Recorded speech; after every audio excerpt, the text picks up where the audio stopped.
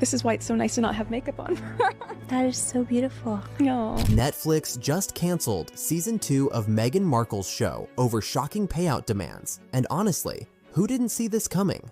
She never stops whining. Oh my gosh, Meghan Markle is insufferable. She's as popular as getting hardcore chafing during the first kilometre of a marathon. Once upon a time, Netflix bought into the fairy tale, Meghan, but the magic carpet ride came with a hefty bill and zero enchantment. Now, after a string of bland projects and sky-high demands, even Netflix has decided to ghost her. Those women out there who sacrifice it all, day in, day out, against all the odds. Women like that. Netflix has pulled the plug on season 2 of Meghan Markle's show, and it's not just another quiet cancellation. I mean, how relatable is that, eh? You're a single mum of 2 in Basingstoke. You've just come in off the night shift and you see one of your kids outside eating worms. This is a seismic moment, a glaring symbol of the implosion of what once seemed like a golden opportunity.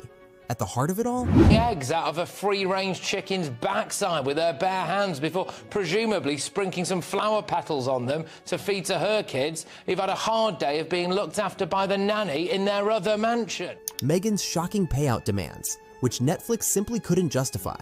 Attic, get back in there! Who let you out? It's too sunny for him for a start. Anyway, oh well done, Meghan. Insiders call it the breaking point, when even a streaming giant like Netflix said, enough is enough.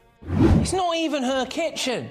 The people she surrounds herself with don't even seem to be her friends. One of them said, "Oh my gosh, you're so tall," which implies she's never even met her before. And where are the kids? But this isn't just about one show. It's the culmination of a downward spiral for Meghan Markle's brand, a once glittering image now teetering on irrelevance's edge. You arranged some fruit on a plate. You gave kids goodie bags full of seeds and Manuka honey. And you were paid something like $100 million for it. But let's take a step back to understand just how we got here. Meghan's initial Netflix deal was nothing short of monumental. A multi-million-dollar agreement that promised to deliver a mix of feminist empowerment, royal mystique, and authentic storytelling. The world was intrigued, if not outright excited. He lost at the trial court level on this push to make the British royal family pay for his security when he goes to the UK. Here was Meghan, stepping away from the British monarchy with a story to tell and the backing of one of the biggest entertainment platforms on the planet. But what did Netflix expect in return? Groundbreaking content, global appeal, and the kind of ratings that justify their investment. oh my gosh, Meghan Markle is insufferable. She's as popular as getting hardcore chafing during the first kilometre of a marathon. All you working mums out there having a hard time juggling your career and Fast forward to today, and it's clear that those expectations were never met.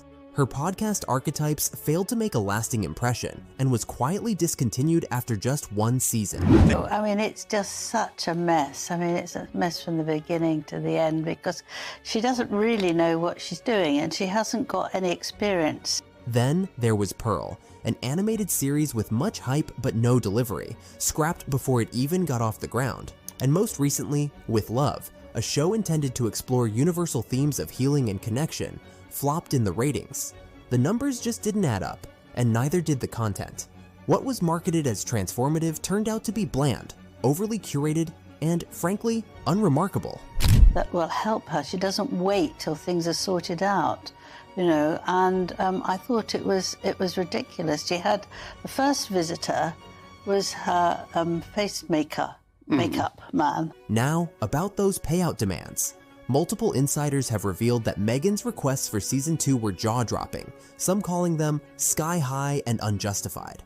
Netflix executives reportedly balked at the prospect, questioning how someone with such a poor track record of delivering compelling content could demand more money than some of their top-tier creators. Knows that Meghan Markle has eaten Jack in the Box and loves it. It's so funny, too, that you keep saying Meghan Markle. You know I'm Sussex now. You have kids and you go, no, I share my name with my children. Yes. And that feels so, I didn't. One insider didn't hold back, saying she wanted more money than the show could ever generate. And here's the kicker, this wasn't just about numbers, it was about value, or the lack thereof. Meghan Markle's brand, once perceived as fresh and empowering, has been steadily losing its luster. bucket. With Love, Meghan, which is what this abomination is called, is so bad. Even Stevie Wonder and Ray Charles might think they got a sweet deal. To put things into perspective, look at what other Netflix stars bring to the table. These creators deliver massive viewership and undeniable cultural impact, from Shonda Rhimes' Bridgerton to the Duffer Brothers' Stranger Things. Meghan, on the other hand, hasn't come close to matching that level of success. The comparisons are stark and unflattering. While others consistently over-deliver, Meghan has been criticized for offering style without substance, gloss without grit. Once they realise that myself, my wife, and our kids are happier outside of the institution, please just look at the fact. Look at the risks, look at the threat, look at the impact that if... This all begs the question, why did Netflix invest in Meghan Markle in the first place? The answer lies in the potential they saw at the start. Her story had all the ingredients of a modern fairy tale: royalty, rebellion, and reinvention. But as time went on, the reality didn't match the promise. What audiences got was a series of projects that felt more like exercises in self-promotion than genuine storytelling. And Netflix, like the rest of Hollywood, seems to have grown tired of the act. It just seems to confirm what we all already knew. Their life is fake, vacuous, devoid of any real friends, and horrendously out of touch. They traded the royal family, our royal family. The fallout isn't confined to Netflix. This cancellation is just the latest in a series of blows to Meghan's image. Hollywood insiders are distancing themselves, with some calling her brand radioactive. Even once loyal supporters like Oprah and Tyler Perry have noticeably gone quiet. Meghan's absence from key industry events, like the 2025 Vanity Fair Oscars party, only adds fuel to the speculation that her influence is waning. When things inevitably start spiraling downward, she blames everyone but herself. It's a stark contrast to the early days of her post-royal career, when she seemed poised to become a media powerhouse. Ideas on cooking is nonsense. But if you're a duchess, don't you have a cook? Isn't this the problem with it? That it's not in fact real, that living in an exclusive... Ultimately, this isn't just about a failed deal or an underperforming show. It's about the collapse of an entire narrative. Meghan Markle positioned herself as a modern trailblazer, someone who could redefine what it means to be a public figure in the 21st century. Oh my gosh, I work so hard. You're complaining about your hard life and you're so privileged. It's just so weird. Instead, she's become a cautionary tale, a reminder of what happens when hype outpaces substance and ambition overshadows authenticity. Netflix's decision to cancel season 2 wasn't just a business move, it was a statement. And it's one that Hollywood and the public are hearing loud and clear. Yeah, everybody who works for her quits. Everybody says she's a bully. She's very nasty. Not only is she incredibly controlling, but she's a... Let's get one thing straight. Netflix doesn't cancel a show lightly, especially not one tied to a name like Meghan Markle. But according to internal reports, working with Meghan's team was like trying to stage a Broadway production with people who just learned what a spotlight is. Words like difficult, disorganized, and brace yourself, delusional about audience demand, were reportedly thrown around in executive feedback sessions. Not exactly glowing endorsements. Meghan is definitely someone that would read through 6,000 emails. The blame doesn't rest solely on Meghan herself, though. Her team has come under fire too, described as a mishmash of inexperience and overconfidence. Apparently, someone thought assembling a group of PR experts who could craft a headline was the same as hiring people who could run a production. Spoiler alert, it's not. This crew reportedly spent more time fretting over how Meghan's outfits would photograph than on actual storytelling, prioritizing optics over substance. Classic move, but it didn't pay off here. This is why it's so nice to not have makeup on. That is so beautiful. No. She never stops whining. No. And then there's Meghan's insistence on creative control, which can be a blessing or a curse depending on the creative in question. In this case, let's just say it leaned toward curse territory. These are the types of people Meghan Markle is surrounding herself with, and none of them are prepared to ever give her a dose of reality. While Meghan undoubtedly has a vision, insiders suggest it was often at odds with Netflix's expectations. One source hinted that Meghan's ideas were more suited to Pinterest boards than a streaming giant's global platform. I'm a very accepting person. Truly, I want to like something about her. I'm searching for something to like about her. Now, let's zoom out to the broader Hollywood landscape. Meghan Markle used to be a darling of the A-list circuit. Her interviews were headline events, her name on influencer lists a given. But now, Crickets. And this podcast with Jamie Kern-Lima was absolutely car crash. I mean, Jamie Kern-Lima is actually a very successful woman. Hollywood seems to have collectively decided to ghost her. Even Oprah, the queen of second chances, has remained suspiciously tight-lipped.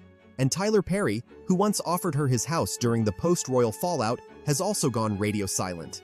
When your biggest cheerleaders are suddenly MIA, it's not a good sign. Didn't make the Times list of cool people, but she did get invited there because her agency probably bought her access. The ultimate snub includes no invitation to the 2025 Vanity Fair Oscars party. If you're even remotely relevant in Hollywood, that invite is basically a birthright. Skipping it is one thing, not getting invited is another. She is a fame whore because, she first found fame by appearing on the first series of Big Brother. She believes that she's the new Oprah Winfrey. A Hollywood agent reportedly put it bluntly, her image is radioactive. People want distance, not drama.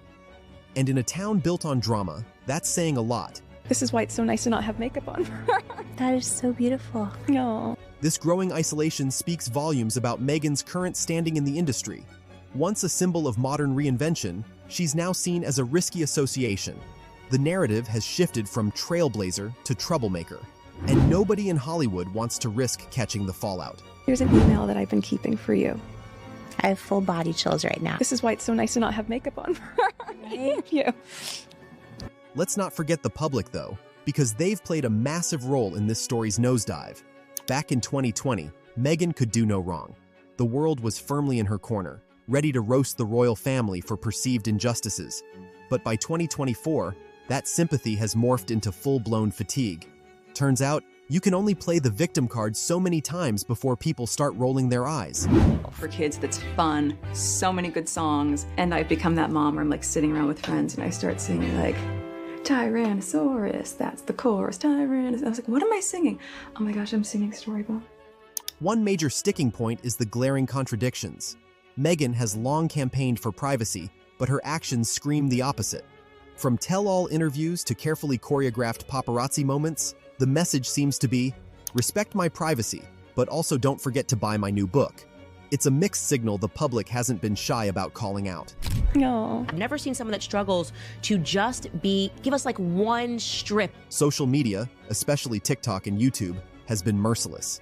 Influencers regularly dissect Meghan's public appearances, highlighting what they call her stage sincerity and endless product placements. She's allegedly wearing no makeup. Meanwhile, she's got like the perfect blowout. Like she's completely camera ready. And Clips of her speeches are meme fodder, often framed as textbook examples of self-promotion disguised as empowerment.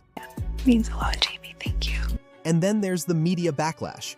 A New York Times op-ed recently tore into Meghan's brand, stating, "What Meghan calls empowerment, the rest of us see as ego maintenance." It's a brutal line, but one that seems to echo the public sentiment. The same people who once cheered for her are now the loudest voices critiquing her.